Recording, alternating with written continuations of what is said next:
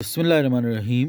جنگ حنین میں جب شکست پا کر کے حوازن کے لوگ طائف چلے گئے تو حضرت محمد صلی اللہ علیہ وسلم نے طائف پر حملہ کرنے کا فیصلہ کر لیا۔ اس زمانے میں طائف کی 2 دیواریں تھیں۔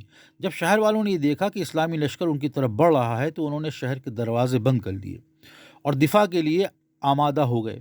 مسلمانوں نے شہر کے دروازے توڑنے اور فصیل ڈھانے کے لیے منجنیقوں کا استعمال کیا اور حضرت سلمان فارسی رضی اللہ تعالیٰ عنہ کی تجویز پر جنگی ٹھیلے بھی بنائے اور شہر کی دیوار تک پہنچنے کے لیے ان سے فائدہ اٹھایا۔ سلمان فارسی رضی اللہ تعالیٰ عنہ وہی ایرانی مسلمان ہیں جنہوں نے مدینے کے ارد گرد خندق کھودنے کا تصور پیش کیا تھا، اور یہی خندق مدینے پر حملے کے وقت میں لشکر مکہ کے لیے بوال جان بن گئی تھی۔ جنگی ٹھیلے جو مسلمانوں کی طرف سے بنائے گئے در حقیقت ایک چلتی پھرتی پناہ گاہ تھی جس میں بیٹھ کر کے مسلمان سپاہی شہر کی دیوار تک پہنچ سکتے تھے اور انہیں دشمن کے تیروں اور پتھروں کا بھی خطرہ نہیں تھا۔ بہرحال جنگ حنین میں واضح کامیابی کے بعد مسلمانوں کے حوصلے بہت بڑھ چکے تھے اور وہ مکمل خود اعتمادی کے دشمن پر تابڑتوڑ حملے کر رہے تھے۔ انہوں نے حوازن کے سپہ سالار مالک بن عوف کے گھر کو بھی ویران کر دیا جو طائف کے دکن میں واقع تھا، لیکن طائف کو فتح کرنے میں کامیاب نہ ہو سکے۔ پیغمبر اسلام حضرت محمد صلی اللہ علیہ وسلم نے طائف والوں کو پیغام بھجوایا کہ اگر وہ ہتھیار ڈال دیں اور تسلیم ہو جائیں تو امان میں رہیں گے۔ اس دعوت کے جواب میں 80 افراد طائف سے نکل کر پیغمبر اسلام حضرت محمد صلی اللہ علیہ وسلم کی خدمت میں پہنچے اور حلقہ اسلام میں داخل ہو گئے۔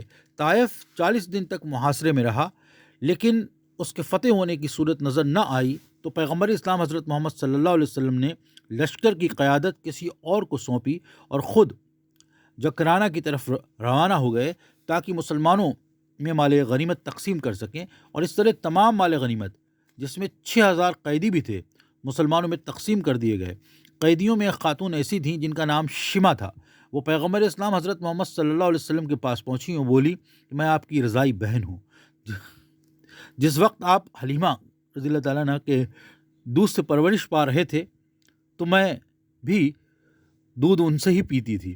پھر اس نے اپنے ہاتھ پر زخم کا ایک نشان دکھایا اور حضرت محمد صلی اللہ علیہ وسلم کو مخاطب کرتے ہوئے بولی، یاد ہے آپ کو جب ہم دونوں بچے تھے اور آپس میں کھیلا کرتے تھے تو ایک کھیل کے دوران میں زخمی ہو گئی تھی جس کا نشان آج بھی باقی ہے۔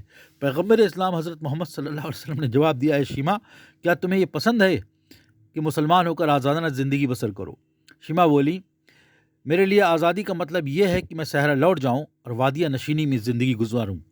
پیغمبر اسلام حضرت محمد صلی اللہ علیہ وسلم نے فرمایا، میں تمہیں آزاد نہیں کر سکتا مگر ایک صورت میں، اور وہ یہ کہ تم مال غنیمت میں میرے حصے میں آ جاؤ، اس وقت میں تمہیں آزاد کر سکتا ہوں۔ ایسا ہی ہوا۔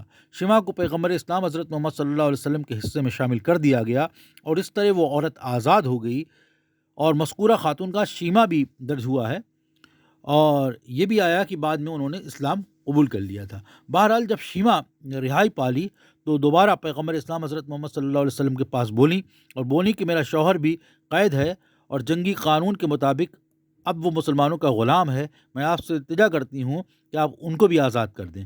چنانچہ پیغمبر اسلام حضرت محمد صلی اللہ علیہ وسلم نے ایک بار پھر یہ خواہش ظاہر کی کہ اس عورت کے شوہر کو ان کے حصے میں آنے والے قیدیوں میں شامل کر دیا جائے، اور جب ایسا ہو گیا تو رسول اللہ صلی اللہ علیہ وسلم نے شیما کے شوہر کو بھی آزاد کر دیا۔